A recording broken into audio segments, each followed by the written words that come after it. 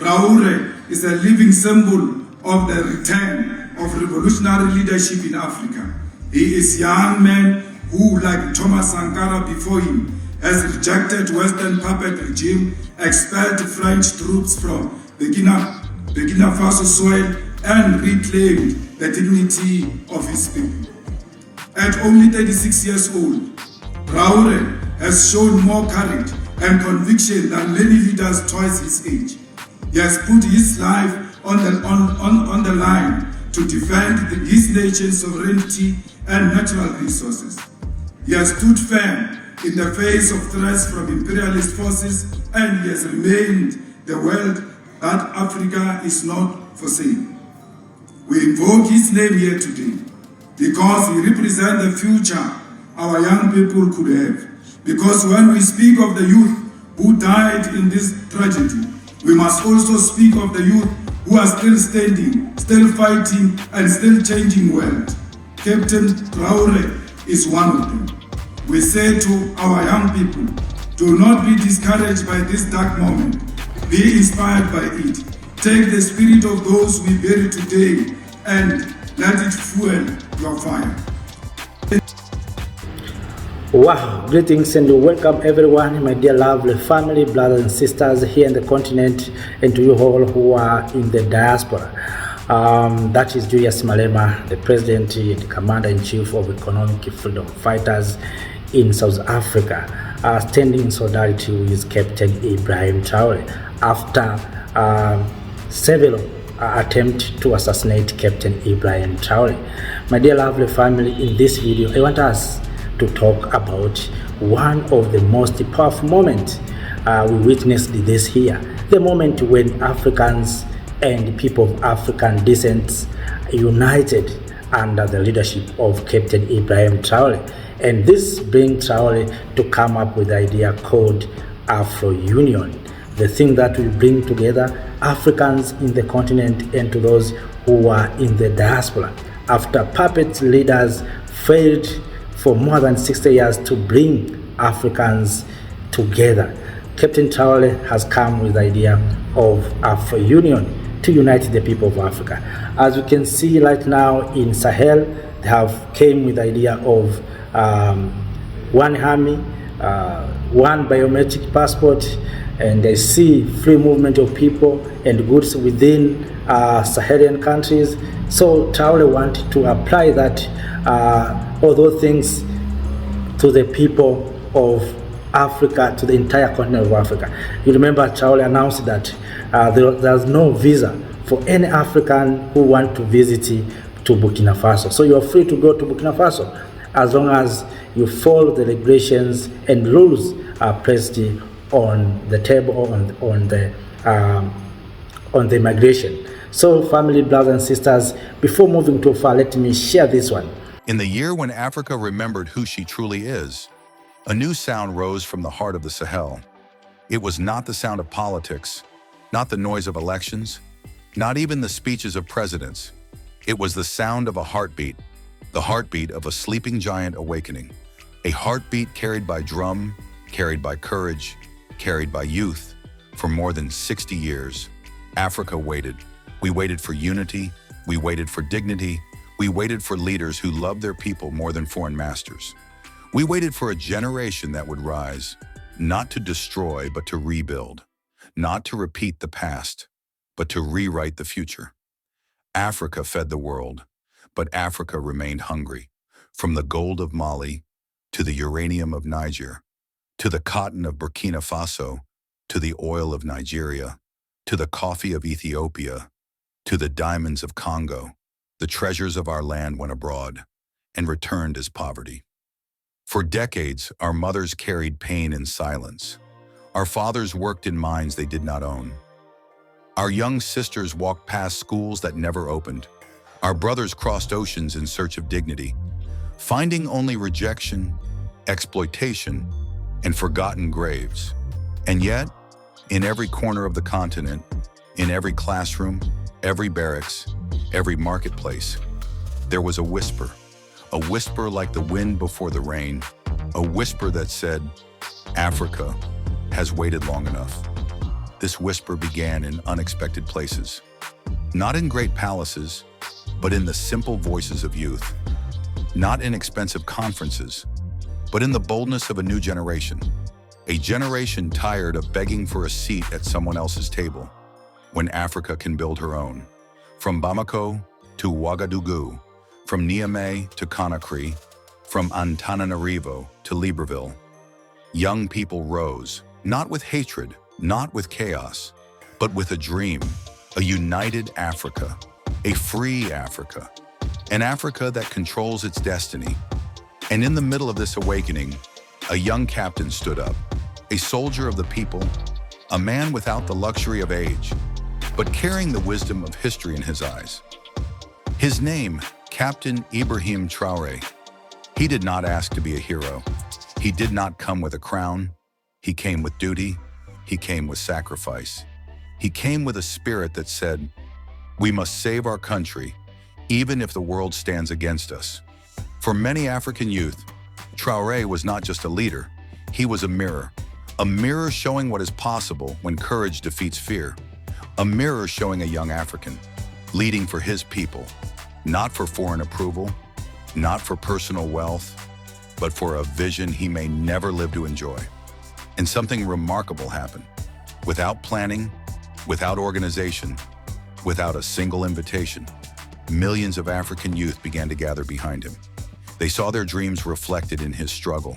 They saw their voices reflected in his words. They saw their future reflected in his journey. April 30th, a date written in the African soul. When rumors of assassination attempts spread, something powerful happened. The youth did not wait. They did not ask for permission.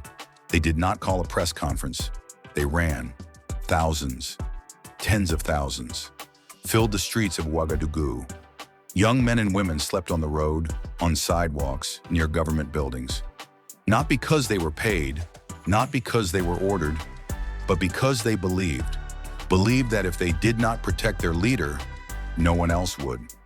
It was a night when Africa saw her children awake, when the poor protected the powerful, not out of fear, but out of love, when the nameless protected the famous, not for glory, but for destiny. That night the world watched, and Africa listened. In that moment, young people discovered something that textbooks never teach. Unity is stronger than fear, and purpose is stronger than bullets. For years, Africa was told that unity was impossible. We were told that our borders are permanent, that our languages divide us, that our tribes make us different people, that our history makes us enemies to one another. But on that night, thousands of youth stood shoulder to shoulder, without asking tribe, without asking language, without asking religion. They saw only Africa. That night, Africans across the continent and in the diaspora felt a vibration in their hearts. From Paris to New York, from Accra to Johannesburg, from Lagos to Nairobi, from Kingston to Cape Town, youth with African blood felt the same emotion. Our time has come. Not everyone agreed with Traoré's methods. Not everyone agreed with his ideology. Not everyone agreed with military leadership. But millions agreed on one truth. He is ours. Not a foreign project. Not a Western design. Not a puppet on a string. A product of African pain. A product of African struggle. A product of African hope. In that moment, we understood something powerful. Leaders in uniforms rose, not because of love for guns, but because those in suits betrayed the people. When diplomacy died, duty remained. Imagine traveling from Lagos to Cairo with the same passport. Imagine paying from Ghana to South Sudan with the same currency. Imagine producing cars, phones, aircraft with African factories, African engineers, African designers. This is not fantasy. It is strategy. It is logic. It is the future. And something incredible is happening today. The dream of unity is no longer in the mouths of old politicians. It is in the hands of young Africans. In South Africa, youth follow Julius Malema, a voice that refuses to bow. In Burkina Faso, youth follow Traoré, a hand that refuses to shake with oppression. In Mali, youth follow Goita, a heart that refuses to fear. These are not kings, these are symbols. Symbols of something greater than any man, a generation that will not kneel. Africans have always had power, but power without unity becomes weakness. Power without self-confidence becomes silence. Power without courage becomes shame. Now Africa is learning to believe in herself again, not because of one leader, but because of millions of young voices calling the same word: unite. The next chapter of this story is not written by soldiers, but by students, not by generals, but by graduates, not by presidents, but by youth. As we look toward 2026, we must understand something important. Our unity is not about defending one man. It is about building one destiny. It is not about saving Traore. It is about saving Africa. The young people who slept on the streets of Ouagadougou did not defend a president. They defended a possibility. The possibility that Africa can produce leaders who love their people. The possibility that Africa can stand on her feet. The possibility that Africa can say no to exploitation, to humiliation, to manipulation. 2026 is not an election year. It is a direction year. It is a year where African youth must decide, will we continue to be divided by borders drawn in 1884? Or will we become a continent united by destiny? The answer is not in speeches. It is in action. It is in education. It is in innovation. It is in agriculture. It is in artificial intelligence. It is in clean energy. It is in entrepreneurship. It is in solidarity. Unity is not a song. It is a strategy. Unity is not a dream. It is a plan. We must build universities that serve Africa. We must build companies that serve Africa. We must build industries that serve Africa. We must build leaders chosen by Africa. We must stop fighting each other for crumbs and start building together for abundance. Our minerals must build our roads. Our oil must build our power stations. Our gold must build our banks. Our diamonds must build our schools. Our youth must build our dreams. And so, the story continues. The night of April 30th was not an ending. It was a beginning. It marked the moment when the youth realized their power. It marked the moment when Africa remembered her name. Today, many leaders praise Traoré. John Mahama recognized his courage. Duma Boko admired his determination. President Kagame and President Museveni acknowledged the boldness of his steps, not because they agree with everything he does, but because they understand the meaning of his movement. They understand the hunger behind it. They understand the history inside it. But even without their praise, the youth have already chosen their direction. They are building Afro Union, a movement that will outlive every president, every government, every military leader. Afro Union is a dream anchored in reality. It is an idea that cannot be arrested. It is a fire that cannot be extinguished. It is a seed planted in millions of hearts. And here is the truth that history has always shown. When the youth unite, no empire survives. When the youth rise, no oppression lasts. When the youth believe, no system can stop them. Our parents fought for political independence. We must fight for economic independence. We must fight for intellectual independence. We must fight for digital independence. We must fight for cultural independence. Because Africa is not a problem to be solved. Africa is a solution to the world's problems. Africa is not a charity case. Africa is a global engine. Africa is not poor. Africa is robbed. And finally, Africa is not behind. Africa is rising. The future will not be built in Europe or America and then gifted to us. It will be built in Lagos, in Nairobi, in Addis Ababa, in Kigali, in Dakar, in Kinshasa, in Abidjan, in Lusaka, in Lilongwe, in Gaborone, and in Ouagadougou. It will be built in our villages, in our tech hubs, in our farms, in our factories, in our classrooms. The future of Africa is not a conference. It is a movement, it is a generation, it is a flame. And so we close this chapter with a promise whispered by the youth who slept under the stars, a promise carried by the mothers who pray for peace, a promise spoken by workers who dream of dignity, a promise rising from classrooms, streets, and villages. Africa must unite, not tomorrow, not someday, not when the time is right. The time is right now, for our children, for our dignity, for our history, for our future, for our ancestors who never saw this day, and for generations who will inherit the world we build today. The world will say it is impossible, but history shows that Africa always does the impossible. The world will say Africa is too divided, but history shows that Africa has always been one in spirit. The world will say Africa is too poor, but history shows that Africa is the engine of global wealth. The world will say Africa is not ready, but the youth say, we are ready now. We are the generation of unity. We are the generation of courage. We are the generation of Afro Union. We are the generation that will finally answer the question our ancestors asked. What if Africa was one? And so we rise, with love, not hate, with hope, not fear, with unity, not division, with dignity, not shame. Africa must unite. The time has come. Our time has come. Dear family, please allow me to send my request to you. My request is for we young people in the continent and to those who are in the diaspora to create an imaginary country that unite Africans in the continent and Africans in the diaspora. Let us call Afro Union. Of course, Traore came with this idea. In that Afro Union, our president will be Captain Ibrahim Traoré. What will happen in Burkina Faso must happen in other countries, in other territories or states.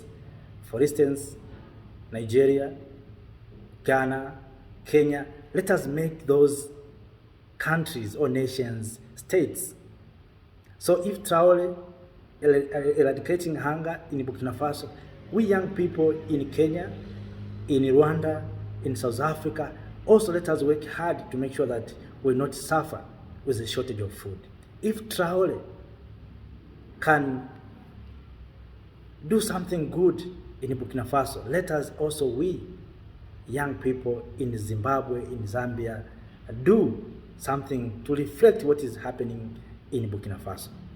Then slowly, we will encourage others, and at the end of the day, we'll find ourselves that we can conquer a little territory. Because right now, to fight with these puppets, it will be difficult, and also it can cause conflict within the continent. So we need to start strategically. Let us, in our brains and in our minds, create our own country called Afro Union. And these things are just, these colonial countries are just states. Then from there, our president will be Traore. What is happening in Burkina Faso must also happen in other states of the continent of Africa, whether you are in the Caribbean, whether you are in the continent or in the diaspora, something like that. And if you have capacity, you can go to Burkina Faso. I saw recently African descents and under the ADDI of Dr. Alikana Chombolkwao went to Burkina Faso. So if you have opportunity to travel, go to Ouagadougou. I saw a famous YouTuber, Wada Meya, went to Burkina Faso. So those who have capacity to go to Burkina Faso, let us move to Burkina Faso. Then slowly we can learn something from there, and we have to spread this spirit of revolution to other countries. From there, I hope 10 to 20 years to come, Africa will unite, and these puppet leaders will also, their time will be off. They will have no room to lead us. Many of them are so old, so I think the time to come, they will be taken out. Automatically, the time will take them out. So let us. Wow, welcome back, brothers and sisters, at a time when Africa is experiencing a historical awakening among its youth, a generation determined to fight against the exploitation of African resources. Many African leaders are shocked by what they have seen. We have witnessed a wave of military taking over, in Mali, Niger, Burkina Faso, Guinea, and recently Madagascar, and Guinea-Bissau, and not to forget what happened in Gabon. These events reflect years of frustration of leaders who failed to serve their people. Young leaders like Julius Malema, Captain Ibrahim Traoré, Simi Goita, and others have become symbols of hope and inspiration for millions of African youth. This year, April 30th, um, African youth, both in the continent and in the diaspora, raised their voices in unity to defend their leader, President Traore. After reports of attempts to assassinate him, young people slept in the streets of Ouagadougou to ensure that Captain Ibrahim Traore would not be harmed in any way.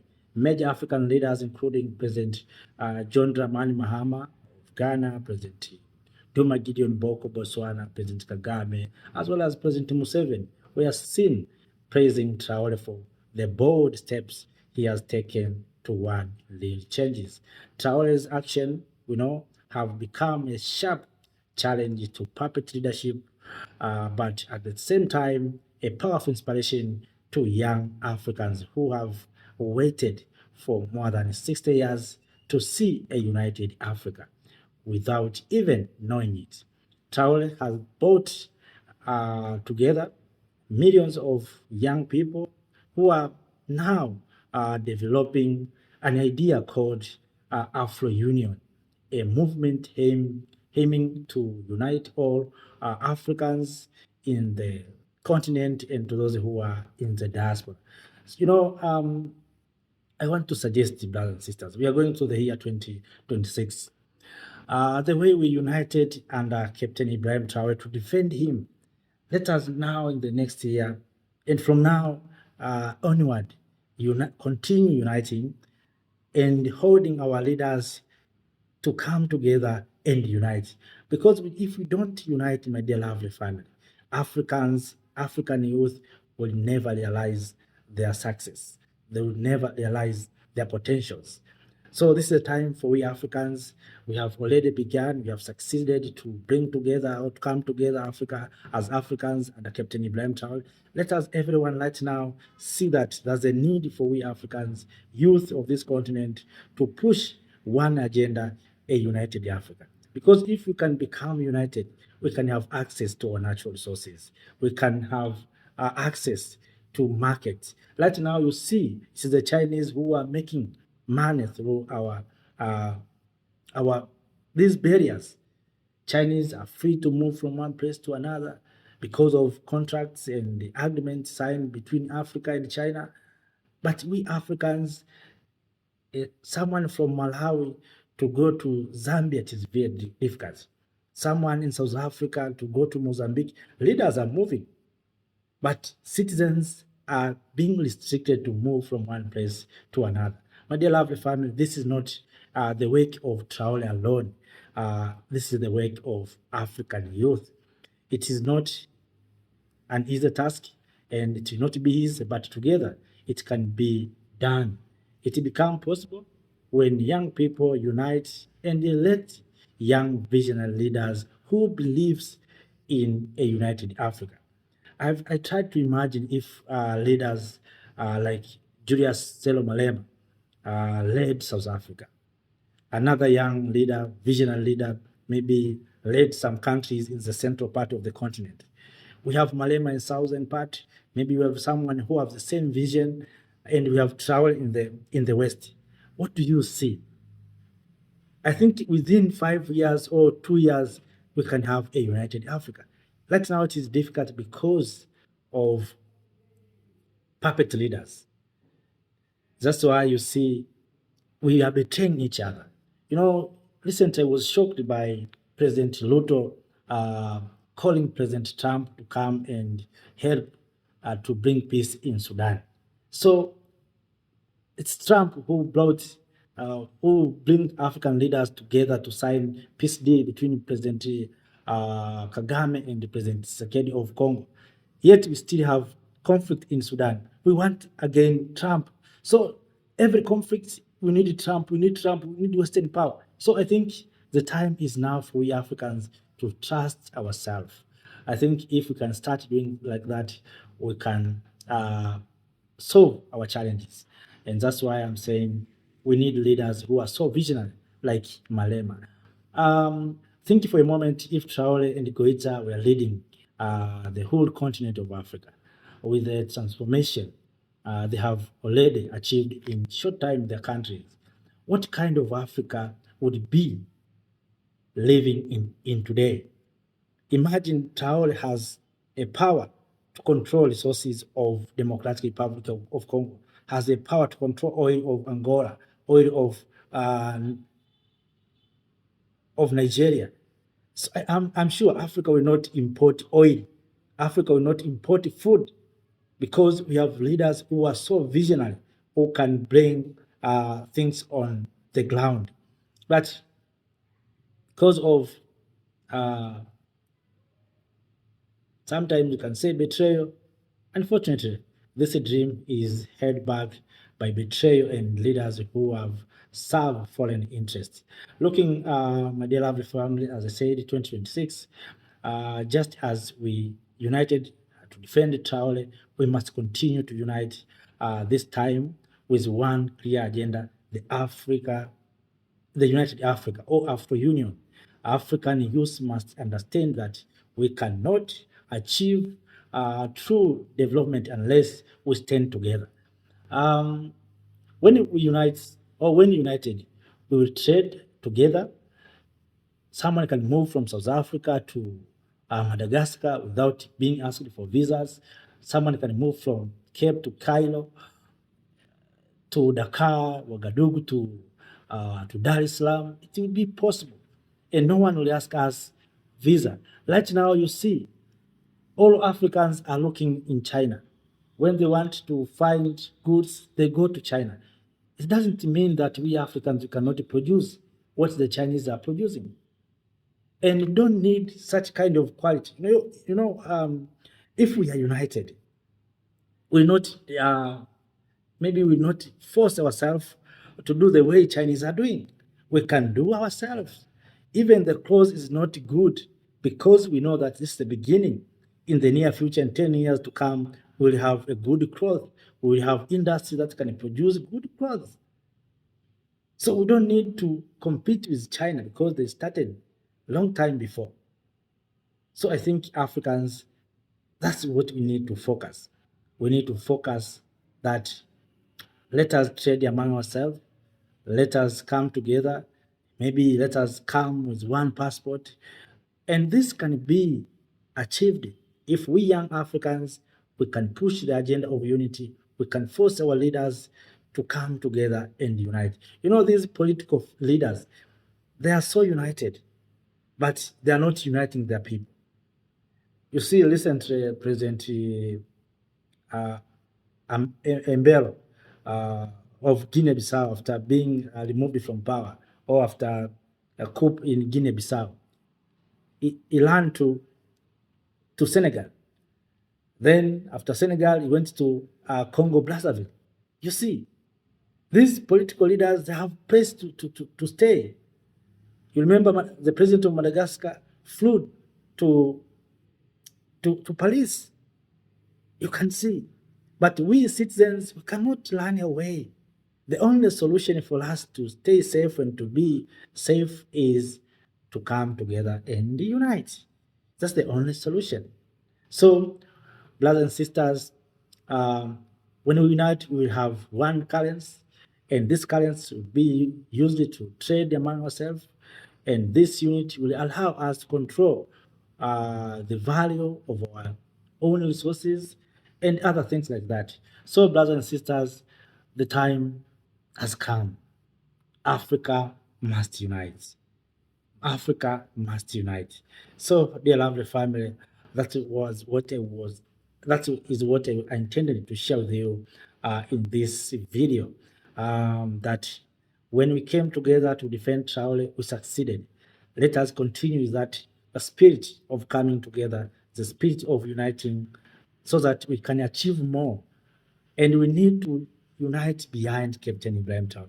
Let us, all of us, the young people of this continent, agreed that Traore is our president. What is doing in Burkina Faso must be done in other countries. Let us, these political leaders, remain with their issues, but with the citizens, the young people, let us make Captain Ibrahim Traoré our leader. If Traore is making sure the people of Burkina Faso, they can feed themselves, even we who are in South Africa, in Gabon, in Mali, or somewhere else, let us make sure that we can feed ourselves. If Traore can allow young people to be good entrepreneurs, let us, even we, do what is happening in Burkina Faso. Of course, it will be difficult, I know it, but let us try our best. Let us try our best. Coping from Europe and coping from Burkina Faso, it's better to copy from Burkina Faso because the conditions looks the same and our culture looks the same. So it is possible. So, family, thank you. Have a nice time. Thank you, Africa, Mama Africa.